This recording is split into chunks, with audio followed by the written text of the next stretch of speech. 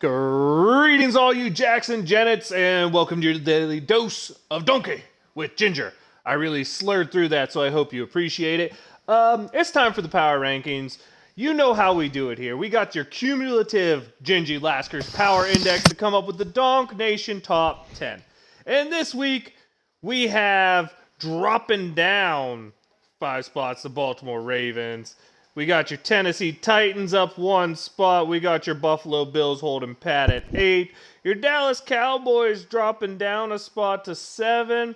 Kansas City Chiefs moving up 3 to number 6. Rams coming in at number 5. That's up 2. Tampa Bay coming in number 4, exactly where they were last week. New England, number 3, exactly where they were last week. And it gets boring because we got your Packers and your Cardinals coming in 2 and 1. You know, we'll get into the breakdown right now of why teams are where they are for the power index. The power rankings, they're just there because, hey, this is who we like at the time, and that's who we hate at the time. You did have a couple teams fall out from last week, I believe. I believe the Titans fell. No one actually fell out because it's just teams receiving votes had Cincinnati, just like this week had the Colts in Cincinnati. Now let's get into your power index. We'll go worst to first, so we'll go 32 through 20 pretty quick because Jacksonville, I mean, you want to evaluate Trevor Lawrence, but can you evaluate him on that team? Detroit got a win. We got to give props there. That moved them out of the last place spot. You have the Jets, and I don't know what's going on there, but I do like Saul as a coach. You got Houston getting shut out for the second time this year. Come on, boys, put up some points. You got Chicago and Andy Dalton turning the ball over 5 times, but still scoring 22 points. So, hey, there's something. You have Atlanta coming off another tough loss. You got the Giants, and, well, do they even have a quarterback on the roster right now? Because I believe Danny Dimes, as Gingy would like to say, is still nursing a neck and concussion protocol for Mike Glennon. Carolina, the Cam reunion isn't going good. Seattle got a win, but is Russ getting it together too little too late? New Orleans, losing Winston's just led to a train wreck for them. You have the Washington Redskins, who are winning some games and up to 500 right now, so don't count this team out. And then you have Minnesota. You lost to Detroit. Are you serious right now? And then you have the streakiest team in football who lost 7 straight football games and have now won 5 straight games. That's the Miami Dolphins coming in for number 20. And Tua's looking pretty good since he came back. Maybe the Dolphins shouldn't be so sold on getting rid of him. Now let's get to 19 through 11, you got the Vegas Raiders on a downslide since they had to cut 2 first-round picks and lose their coach in John Gruden. You have the Pittsburgh Steelers coming off a big win against Baltimore, but once again, the offense didn't put up points. The defense did good at stopping, but this is still a bottom 10 unit right now statistically both ways, unless you want to count the way 7 sacks of the quarterback can move them up the charts real quick, and if Ben can start, I don't know, pretending in the first quarter is the fourth quarter, maybe this team will start scoring 30 in a game. You have San Francisco coming off a hard loss to Seattle, moving down 5 spots to go to 17. Philly's up to 16 because that offense is now a top 10 scoring offense somehow. Not quite sure how, but they do seem to put up points. And Gardner Minshew, Gardner Mania is back. If you didn't see his attire and his celebration with his dad, you should watch it because it's worthwhile. Cleveland on a bye week, so stay pat at 15. Denver coming off a loss to Kansas City where they just didn't move the football, stays at 14. Chargers, after a big win against the Bengals, move up to 13. The Titans, after a bye week, drop down a spot. And Cincy, after that tough loss, drops down to 11. So let's get into the Power Index top 10. Ravens get a hold on to that number 10 spot because they still do have a good record. Colts, looking at right now a top 5 offense in terms of scoring and a top 10 defense in terms of scoring, gets them moved up to number 9.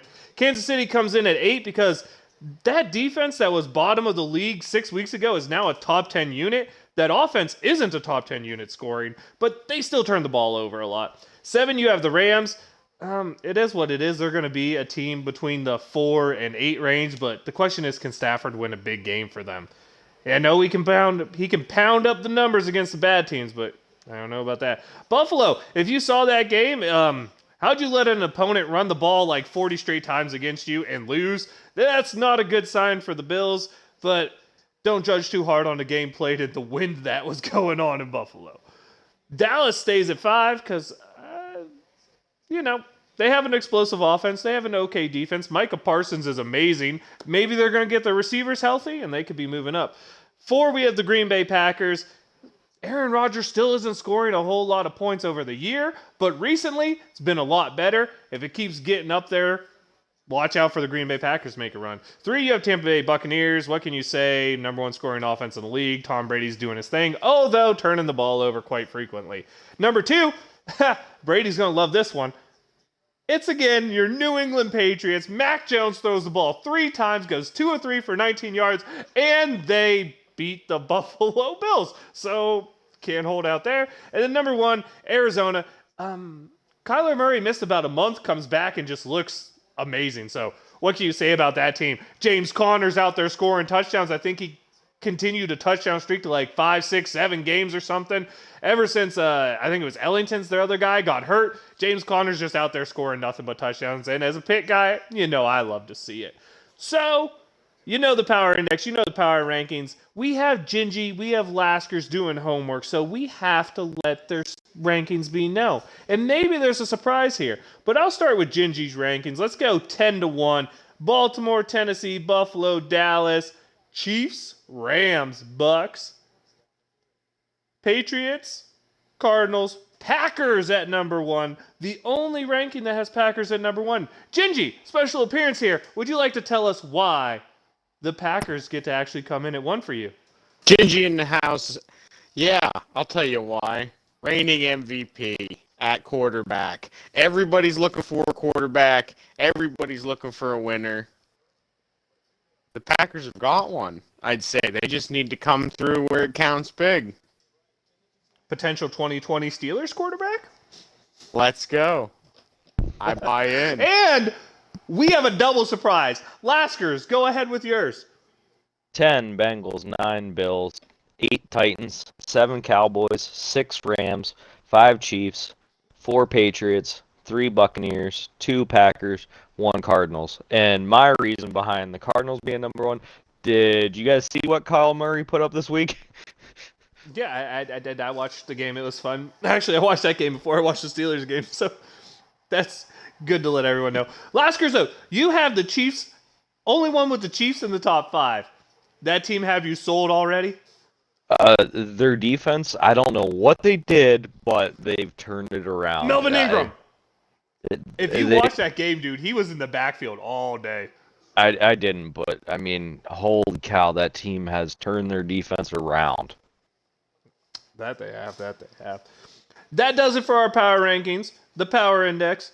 I appreciate everyone who tunes in. As you know, we don't do shout-outs here because you have to listen to the flagship show, which will be released this week before the Steelers play on Thursday night against the Minnesota Vikings. You all know we love fake football here in Donk Nation, so woohoo! Donk Nation, Steeler Nation, thank y'all for tuning in.